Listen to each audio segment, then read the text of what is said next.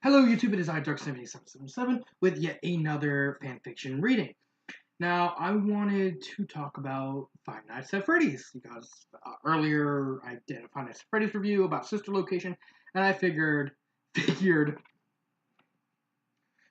I'm having some root beer while I'm doing this. As I was saying, I thought I'd do another Five Nights at Freddy's because of all the hype with the last game in the series, and maybe I might talk a little bit about Five Nights at Freddy's, where it's gonna go, if it's really honestly finished. I hate that fucking light.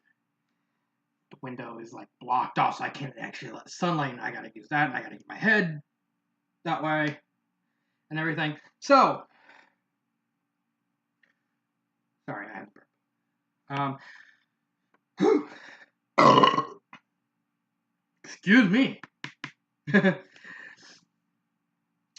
So I'll talk about what I think is gonna happen after I do the review. So as always, this is my opinion. The link to the story is in the description. Please like, subscribe, and please comment. So let's get started. So the story where I'm reviewing this time is called Five Nights at Freddy's: A Legacy Laid to Rest. It's written by Arch Commander Tenebros, which honestly sounds like something from Star Wars. I'm not saying it's bad. I'm just saying it sounds like something from Star Wars. So let's get started. First, we start out with like a normal author's note. Spoilers, lots of spoilers. If you do not like spoilers, then turn away and finish Five Nights at Freddy's Pizza Simulator now. I watched Markiplier.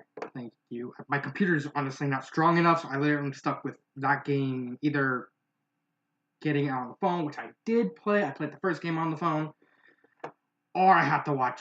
More likely, I have to watch people play it. Kind of shame. Okay, a legacy laid to rest. It's really hard with that light right there. Misfortune seemed to follow the Five Nights at Freddy's franchise wherever it seemed to go. Mike Schmidt had known this fact from the very moment that he had started working at Freddy Fazbear's Pizzeria, and had relied on all his wits and skill to survive the 5 nights against the animatronics that lay within. Excuse me. Tragedy seemed to strike that damn place over and over again, regardless of its where and when. Mike wasn't even remotely surprised to learn that the newest reincarnation of the pizzeria had been destroyed in the exact same way as that horror attraction a couple years back. You don't need to make Freddy's creepy, he muttered to himself. Damn place has got that area covered and more without anyone's help. He was kind of glad that this would be the last time there would ever be a Freddy Fazbear's. The breaking news report that had made it clear that the company itself has been disbanded, not to mention the fact that its plummeting reputation would be that nobody would try to bring it back again for a very long time. "You all right there, Jeremy?" Mike called out to his passenger, who was sleeping in the back seat of his car. His fellow night guard grumbled something incoherent and went back to sleep. Mike frowned as he looked forward, where he could see the large sign signaling Freddy Fazbear's in the distance. If it was up to him, he wouldn't have ever gone near the location of Freddy's ever again. And yet here he was now, on his way to the ruins of the latest pizzeria. He wouldn't normally have brought Jeremy along. Heck, he wouldn't be caught within 10 miles of this place. But last night, he had expected a really weird dream with a voice and a message that he couldn't ignore, no matter how much he tried. He wanted to. Then the flashback. "I know who you are, Mike Schmidt. I know that your past is tied to that of Freddy Fazbear's Pizzeria. And I know of the nightmare that you confronted within. And I'm sorry for the fear and possibly even the suffering that you experienced. You deserve to know why you were nearly killed by the animatronics so many years ago. And you deserve to know the full and complete story behind Freddy Fazbear's and why it had to die. Come to the ruins and ashes of the latest reincarnation. It is time for you to learn the truth. It is time for me to make things right with the survivors among those we have wronged." And the flashback. If it had been just him, he would have dismissed the voice as just, some weird dream induced by exhaustion or excessive drinking. But then Jeremy Fitzgerald, his close friend and fellow night guard brother, I like that. Night guard brother, we survived Freddy Fazbear's. You can too. Brothers, we're brothers. Are we related? No, we survived giant creepy robot. I survived it like a really hot chicken. Did you cook it? You wanted to cook me? Brothers. Their friendship was all but unbreakable in the face of the nightmarish experience they had encountered, and they had decided to travel there together to receive the closure they had been promised, and to help defend each other in case of an attack. When they arrived, they were surprised by just how empty the place was. There was nobody in sight, no investigations, no police. Excuse me. Nothing. It seemed the legacy of Freddy's was so entrenched in the darkness that everyone wanted to abandon it as quickly as possible. The ruins themselves were just as empty. There was no sign of anything resembling props, furniture, nothing. The fire had truly consumed it all, except for one thing. A single, lone animatronic sitting in the edge of the ruins. A black and red bear. So, Lefty! Okay. If you haven't played the game, Lefty is like a random animatronic that shows up out of nowhere. And is actually the puppet from FNAF 2 in an animatronic to help you. I guess, yeah. Even from a distance, it gave Mike and Jeremy two chills. I think the author should get rid of that too. It gave Mike and Jeremy chills. Yeah, it sounds better. Jeremy in particular began to feel an ancient fear. There was something odd about that animatronic, something horribly familiar. It's the puppet. If you play, Jeremy kind of has experience with the puppet. He was in Five Nights at Freddy's 2, or I guess the black and red bear looked up at the two former night guards. Welcome, a soft and surprisingly female voice whispered into their ears. I was not sure that you would come. I wouldn't have blamed you if you didn't, but you did, and I am grateful for that.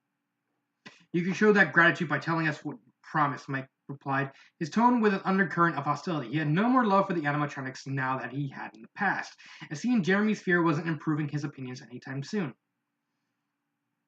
Yes, the two you deserve to know, Lefty agreed, because, of course we know it's... Okay, that's another inconsistent. I don't like it in stories where, when it just starts randomly naming the characters. Yes, we know it's Lefty. We know who Lefty is. I've seen gameplay. I've seen Markiplier play it. But, let's say, just instead of just automatically naming, wait until the character names him or herself, in this case, that, I'm Lefty, but I'm really the puppet! Ha! And then start using the pronouns. It's just a pro tip.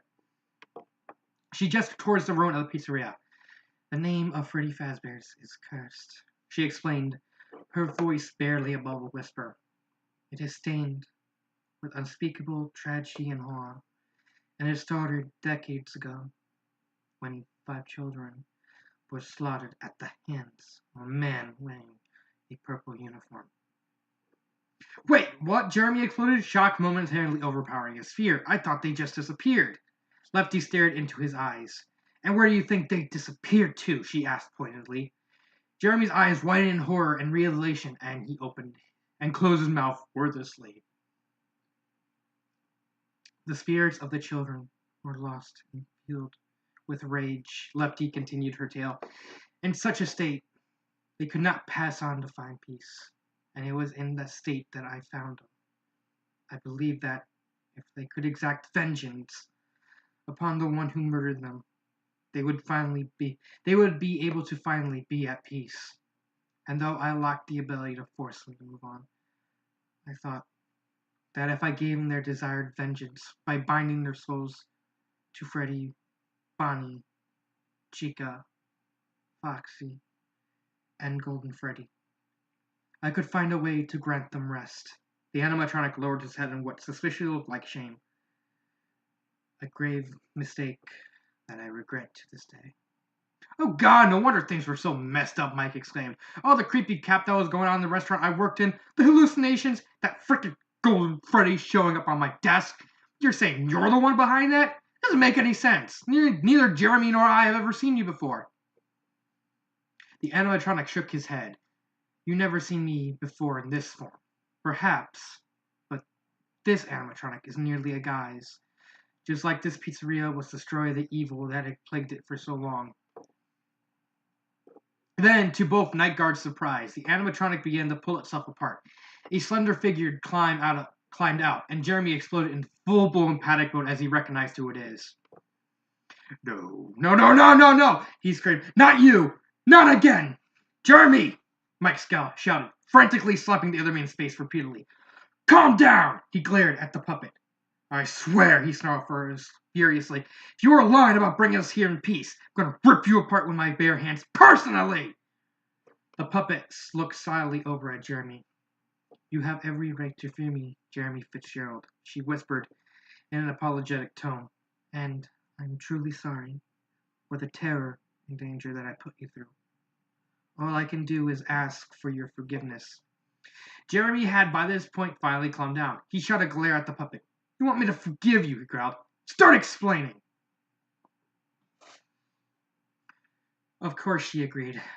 I was the first child to be murdered, before even the other animatronics.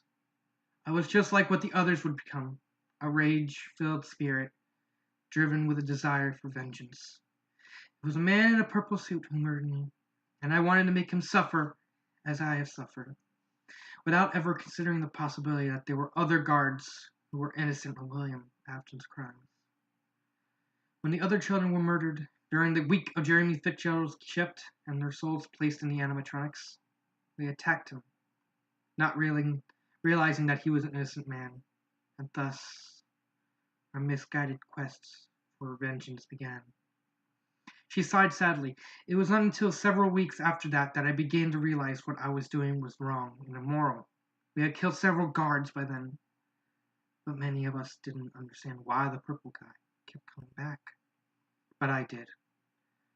I had come to realize that none of the guards we attacked were our killer, and that all this time we had been butchering innocents, just like how William Afton butchered us.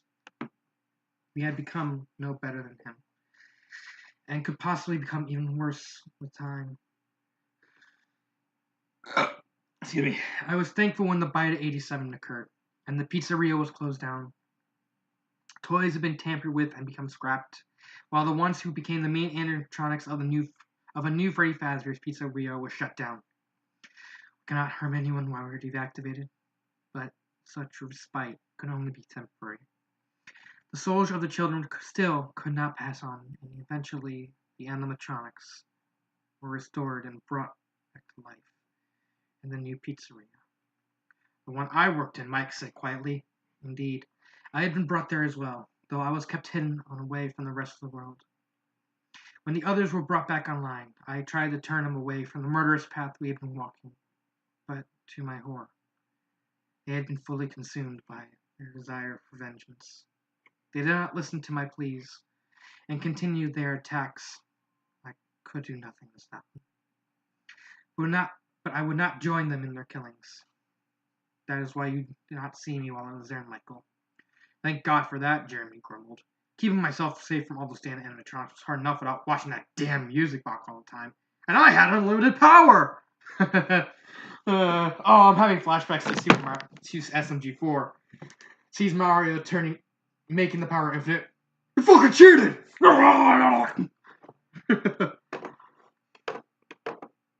Eventually, however, the murderer did come back, the puppet continued. I could sense it the moment he arrived, and I could feel the evil and wickedness emanating from his soul. The others knew it too. And together we prepared to inflict upon him the righteous punishment that he deserved. He tried to fend us off by tearing the animatronics to shreds.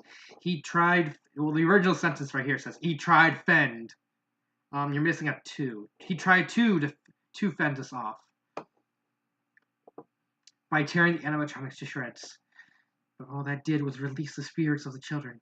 In order to escape, he hid himself in the suit of the original Spring Bonnie, thinking himself safe from our fury. Didn't those spring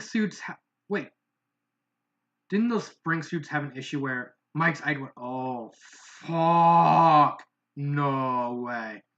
The marionette's face did not allow for much facial movement, but the guard could swear the girl inside was smiling.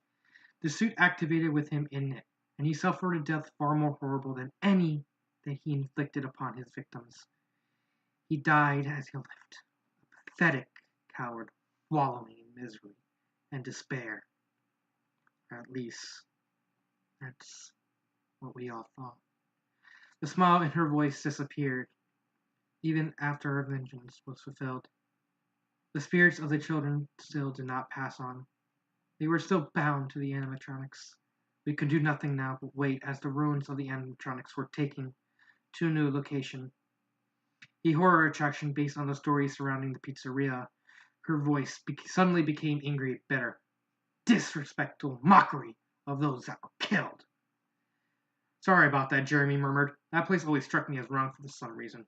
Guess my gut instinct was right. The marionette brightened up at the less hostile tone from the night guard. You have nothing to apologize for, Jeremy. Remember, I am the one who was in the wrong here, she sighed. Unfortunately, you have no idea how true your words were. For just as the spirits of the children were bound to the original animatronics, so too was the murderer's spirit bound to the suit that he was killed in. The spring bodysuit, and with the physical body of the animatronic, he could possibly become even more powerful than he had been in life. Mike paled. An animatronic's body with a murderous spirit inside. That combination sounded very, very bad news. The animatronic he had struggled against had been bad enough, and the ghosts inside them have never been truly, completely evil. This time, spirits of the animatronic could do nothing to stop Springtrap, but fortunately, he was unable to feel the potential as a threat that he could have become. A night guard, similar to you, was assigned to watch over the place. He learned all too quickly the horror that awaited him, even if he didn't understand its true nature, and he took it upon himself to destroy it before it could harm even a single human being. His intentions were admirable, but he did not plan carefully enough. Since he had been worried about surviving Springtrap as well, Springtrap escaped the fire and was attacked enough to be sold at an auction, where he would have been had he not escaped. Escaped? Mike and Jeremy gasped in horror. Neither of them needed to be told how terrifying that prospect actually was. Oh, fuck, oh, fuck, oh, fuck, oh, fuck, oh, fuck.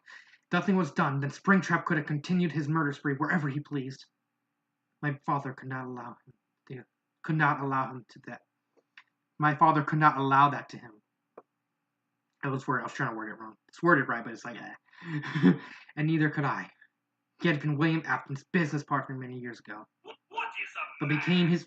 A miserable little pile of secrets. You heard nothing. But became his greatest enemy after he murdered me in cold blood. Once he heard about Springtrap's escape, he knew who he was and what he could do. I reached out to him, and together we began to plan not just for the destruction of Springtrap, but also the liberation of the souls trapped within the animatronics. What happened to those souls, Mike quietly asked. There was another location that was created to rival Freddy Fazbear's Pizzeria, known as Circus Baby's Pizza World. It was created by William Afton before his death. But unlike Freddy's, the animatronics were designed to kill children in the guise of playful and friendly robots. Jeremy snarled under his breath. Of course, that bastard will do something like that. There's no deaths he won't sink. Actually, they were more designed to, I guess, capture? Besides Baby, I guess. I'm just guessing. The robots became aware of what they were being forced to do, and they were also essentially tortured by the ones employed there. They sought to escape by any means necessary, and combined themselves to create an amalgamation known as an Ard. William Afton had a son, named Michael, who had thankfully not inherited the malice of his father. William sent his own son to die, and an Ard did claim its body for its own. The body eventually became useless for Nard's purpose of walking again amongst humanity, but Michael's spirit miraculously returned to reclaim its body, and he took it upon himself to bring his father down once and for all. Even I do not know whether he sought vengeance, as I once did, or justice for the many crimes his father has committed. I will continue with his story momentarily. As for Nard, the other animatronics worked together to oust one consciousness in particular, Circus Baby. The rest of them eventually fell under the complete control of Time Freddy, as the other consciousness burned out into nothingness. He became Molten Freddy, and somehow managed to take the souls of the other children into himself. Even I do not know why or how, though part of me wishes I could have been there to prevent him from doing that so. The marionette sighed again. My father decided to create a fake pizzeria, One that would falsely signal the resurrection of Freddy Fazbear's Pizzeria. With it, he would lure all the animatronics that had their fates tied to that of the franchise. Springtrap, of course, was the primary target. We also sought to lure Molten Freddy so that all the spirits within can finally be released. There was another enemy we needed to account for. At this, the marionette's head dropped sadly. William's own daughter, Elizabeth. Her story is perhaps the greatest tragedy of them all.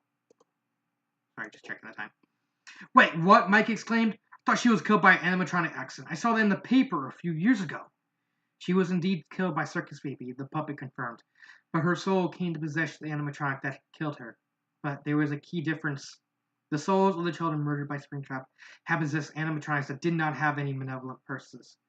But Circus Baby did. Circus Baby had been designed by Apton to murder children, and that malicious programming corrupted the soul of Elizabeth.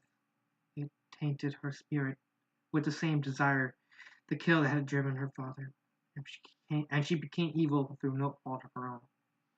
When I told my father about what happened, he understood that Baby had to be destroyed as well, for her own good as well as the good of the others. And did you succeed? Jeremy asked quietly. The marionette's joy could be heard through her words. Yes, we succeeded, and we had unexpected help in our endeavor. Michael Apton had not been intended to participate in our plan. But once he came, my father knew that he was the perfect man to carry out our plan. So many ways.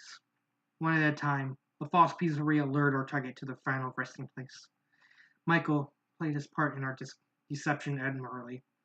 And once we had finally brought them all here, she gestured toward the ruins of the pizzeria. My father burned this place to the ground.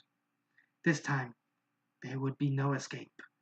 He had created a maze without an exit, an eternal prison from which escape would be impossible. The only one he intended to spare was Michael, and the one noble Apton refused to leave, choosing instead to die at the place where it all ended. And now, finally, it is done. Freddy Fazbear's and all the horror that accompanied it has been eradicated once and for all. She beckoned to them with her fingers, and they followed her. She pointed out 3 blackened piles of scraps. This is all that is left of Molten Freddy, Scrap Baby, and Springtrap.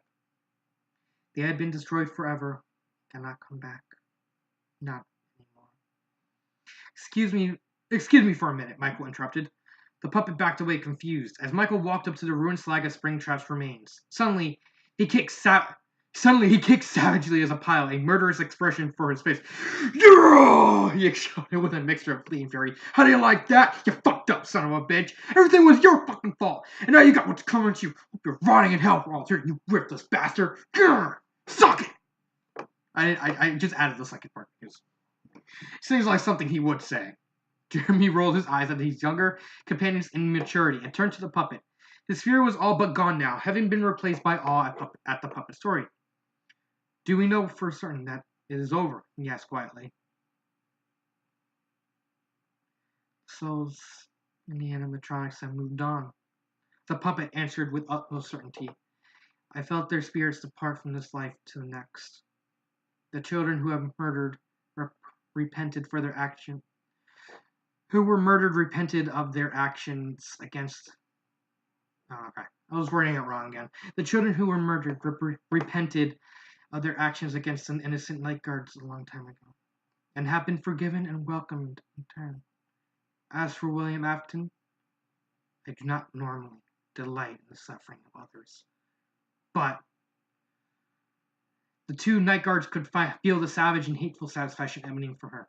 I could hear his final, horrifying scream as his soul was dragged into the burning abyss.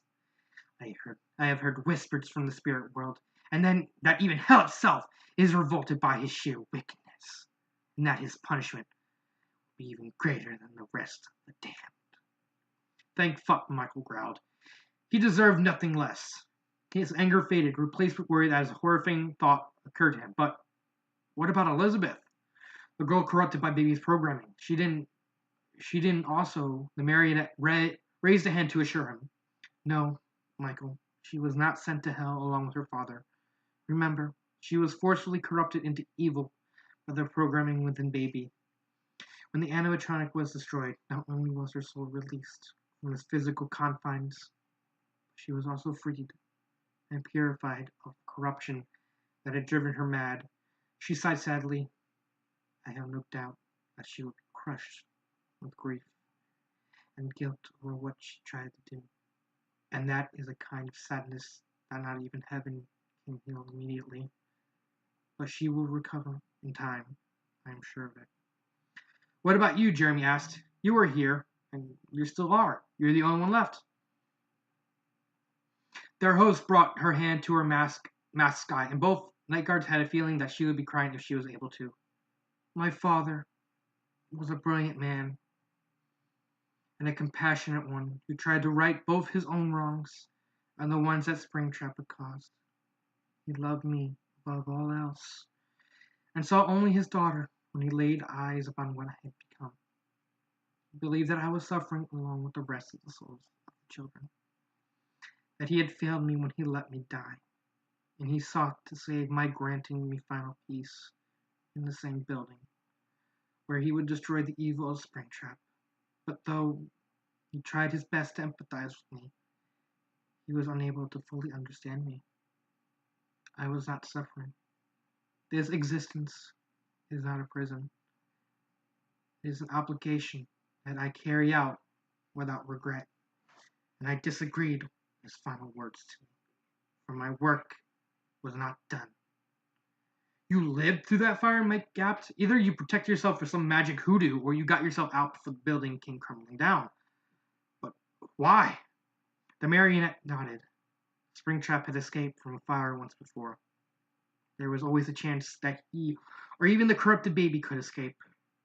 To allow such a thing was unthinkable. So I teleported myself out of the building, so that when the flames died down, I could finish off whatever was left of the animatronics. Even if they somehow survived, they would be so thoroughly weakened that they would be unable to manifest any kind of defense against me, physical or otherwise. She gestured to the pile of scrap. Fortunately, as you can see, my caution proved to be unnecessary. When compared to the prospect of letting the evil animatronics escape, some more time in the land of the living is hardly a price to pay at all. I hope my father forgives me when he arrives in heaven and learns that I am not there with him. But I did what I had to do to ensure the future safety of generations. I don't think anyone is going to disagree with you there, Jeremy remarked. It really is all over then, Mike sighed, sitting down in the ruins. Freddy is dead for good, and all the horror is finally done with. The marionette approached him and leaned down. I am truly, truly sorry for all the grief, terror, and suffering that I put you and the other night guards through. Quest for vengeance made us into murderers like the one who killed us, and many innocent lives were snuffed out before we finally realized our mistake. Jeremy sighed. Still don't think I'll ever feel comfortable around now, if I'm honest, he answered honestly. But given everything that's happened and everything you told us, I guess I can forgive you. Don't know about Mike, though. He wasn't sure how the marionette would react, but he certainly didn't expect it to leap forward and wrap him in a hug. That's kind of a funny image. He said, I guess I forgive you. I have a creepy doll thing hugging me. Don't touch! Don't touch! Yeah.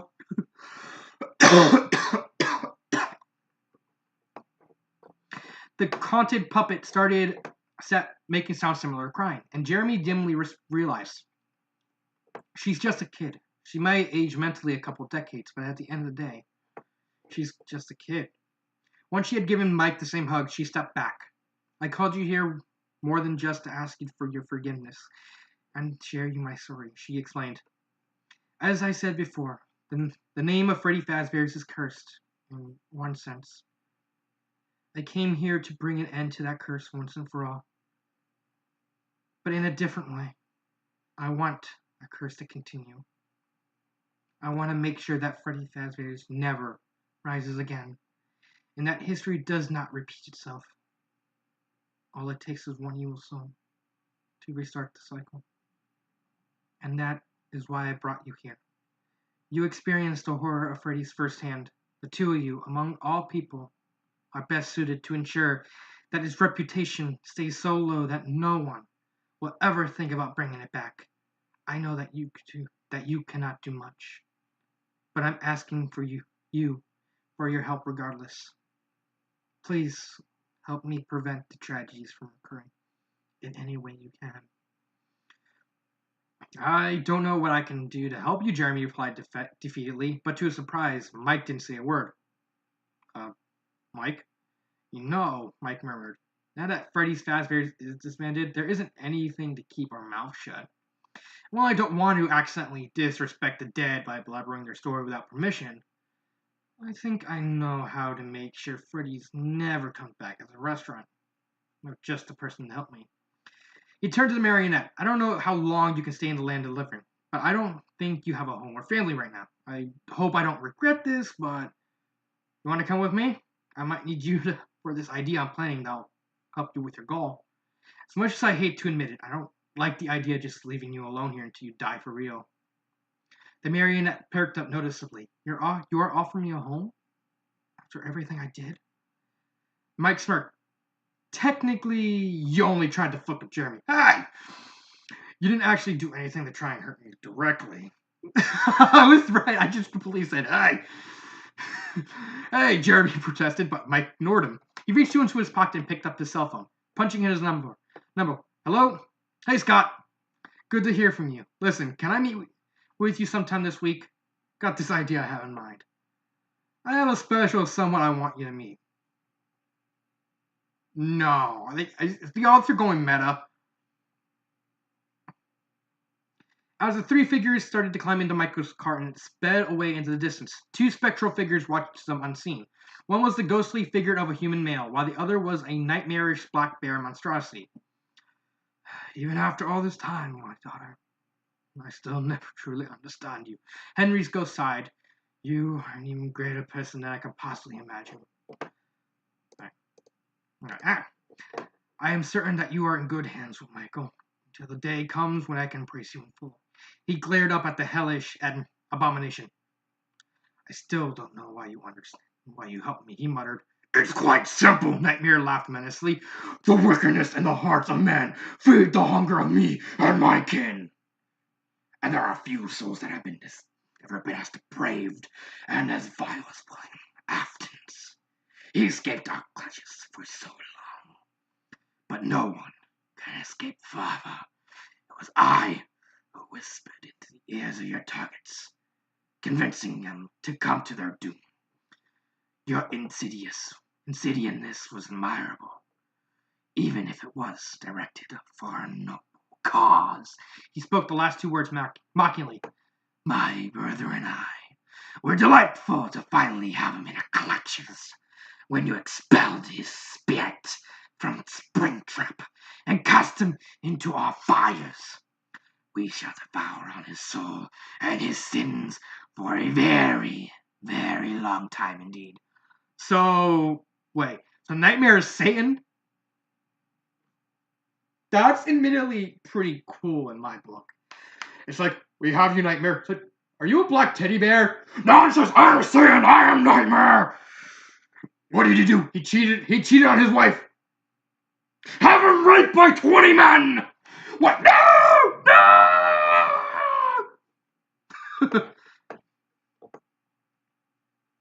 And that's it. No strings attached.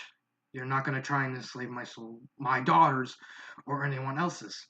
Nightmare's eyes flared menacingly, and he growled, We have no claim on any other souls. Perhaps the souls of the children had continued to murder the innocent without repentance, I could claim them as well. But they learned the error of their ways. I have no power over any of them. Even without that taken into account, his lips curled in disgust. There are some crimes too vile and despicable for even hell to condone, let alone commit. Our primary interest was in satisfying our hunger off of his wickedness. For this one time alone, all the realms of the afterlife or invested in bringing him to justice, including a home. He stared straight into Henry's eyes. Be honored, Henry. It's rare, indeed, for me to provide aid to a lesser being without demanding a favor in return, and even rarer for me to do so and forward the cause of goodness. Thanks, I guess, Henry muttered. Nightmare grinned, and now I depart. I have delayed long enough, and generously allowed my kin to begin without me, for I was interested in seeing this story included in its entirety. But now that is over and done, it is time for my feast to begin. I wonder if I can have all my mouse tear into his ethereal flesh at the same time. With a roaring laughter that echoed throughout the empty life, his body erupted into a column in flame as he finished. Henry's ghost sighed as he turned his eyes back to the spot where Mike's car has vanished. I wish we could ascend to heaven together, my daughter. But you are your own person. I understand that your sense of duty calls to you. I, too, have a duty on my own. Elizabeth will need me to help her recover from the ordeal she suffered. But I hope you live your life as you desired, that you live it well, till the day we become family again, in full. And with that, his body glowed a brilliant light, and T too finished, leaving an empty lot behind.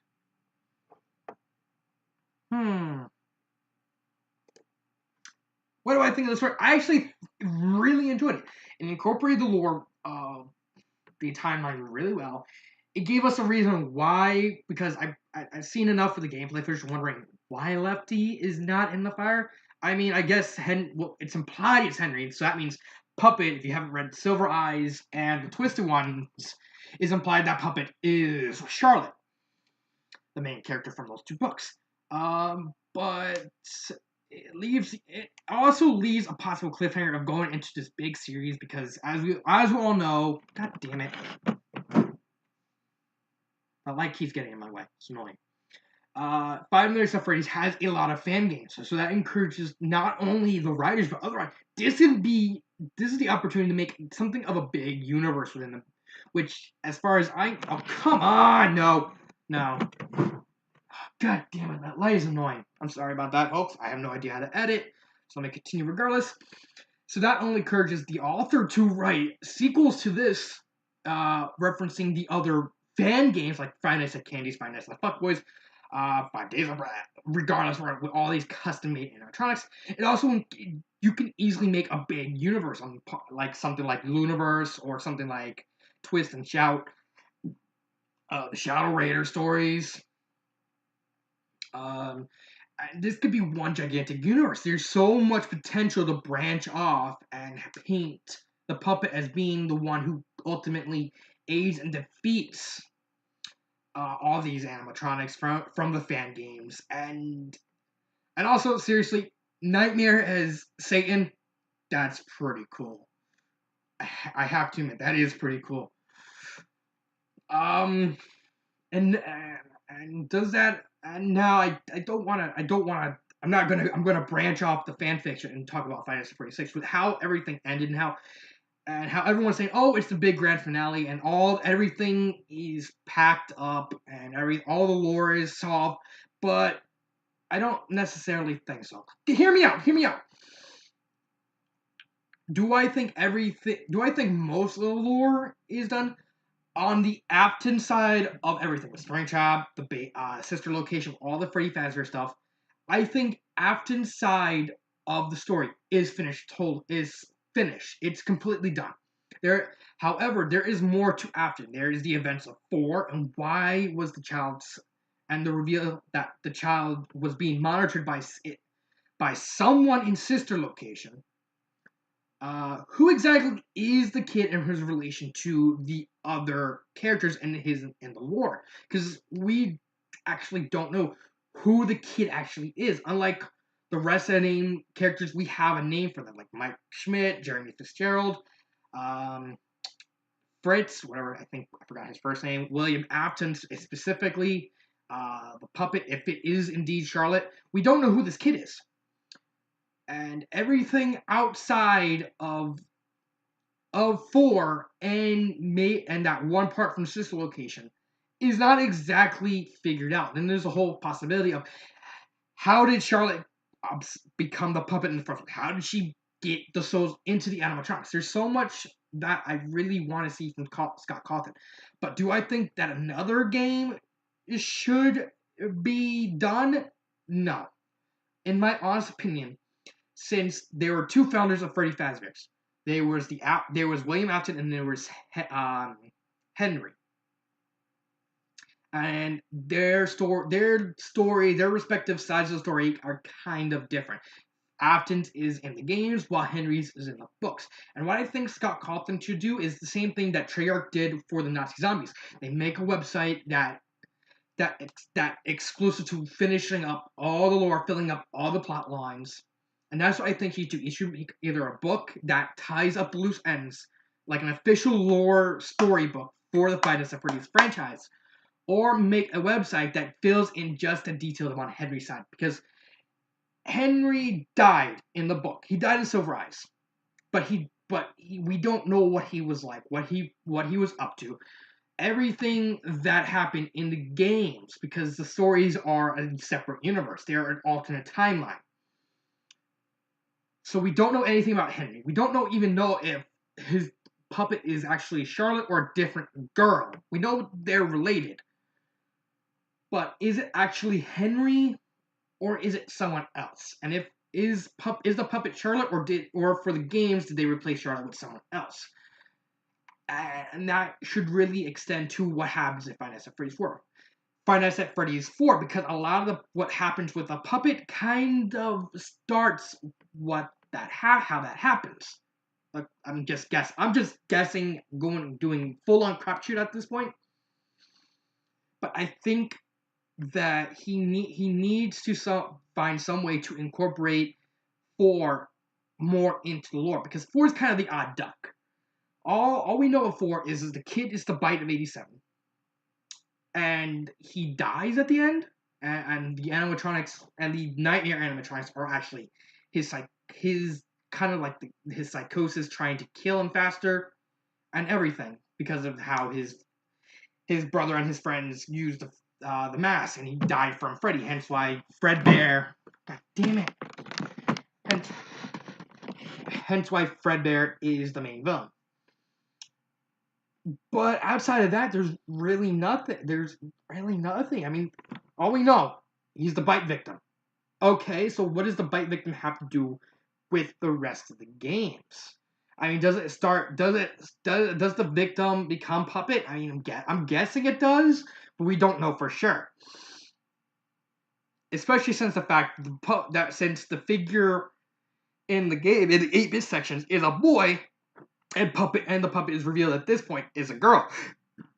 So it was like, well, now we know it's not the puppet. We know it's not the puppet now, because because that was a boy, and so that leaves the big question. The last big question of lore is, who exactly is the puppet? We know it's the cassette guy's daughter, but we don't know who cassette guy is. If it is Henry, then it's obvious it's Charlotte. But we don't know anything about these because they just incorporated the book characters into the games.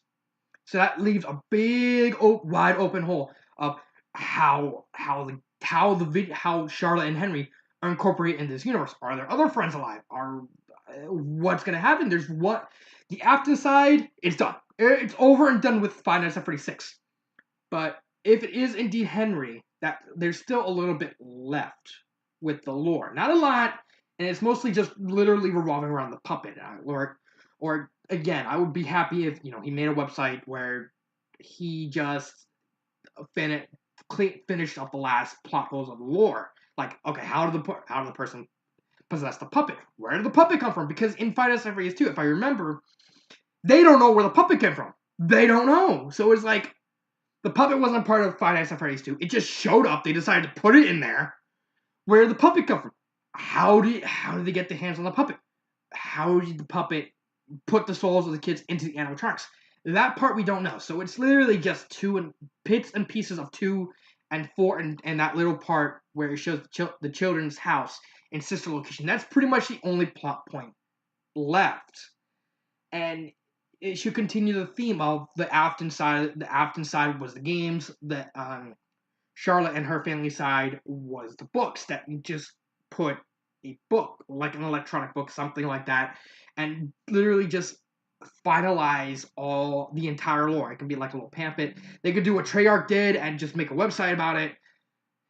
But there has to be. But until that specific part, just the puppet and the mystery behind it is solved, you can't. Five Nights at Freddy's cannot logically be done because that's pretty much the puppet is kind of behind half the stuff that happened. Now, again, back to the story. I like it.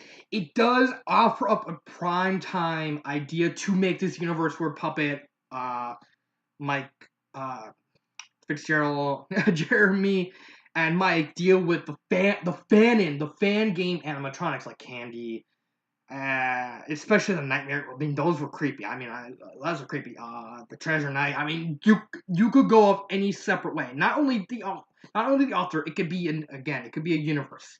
There's so much open-endedness to that end, especially with the whole idea of Nightmare being Satan. I would love to at least see a sequel where it's a day in the life of this version of Nightmare just being Satan and being completely awesome. I would just love for that, even anything.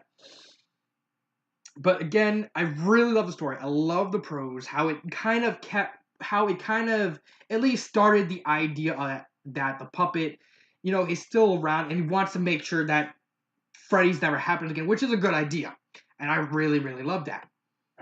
And I would honestly recommend the story. For a story that came out about 2 days ago, about 2 days ago. I think the game just came out about 3-4 days ago. I don't know. I can't remember exactly.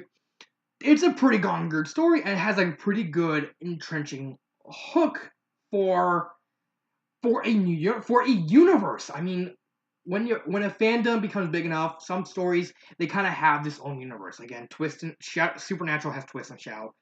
Yu-Gi-Oh has the Shadowverse. My Little Pony has the Lunaverse. Has about way too many to count. But as far as I know, Five Nights at Freddy's doesn't have that universe, and that's why I really like the story. Is it actually gives the idea that the split off into and create this universe, especially if you're incorporating all the fan-made games. And so the possibility for any kind of story is literally limitless because there's so many fan games of Five Nights at Freddy's that you can go any route with it. Even if it's like, a day in the life of the marionette, like something.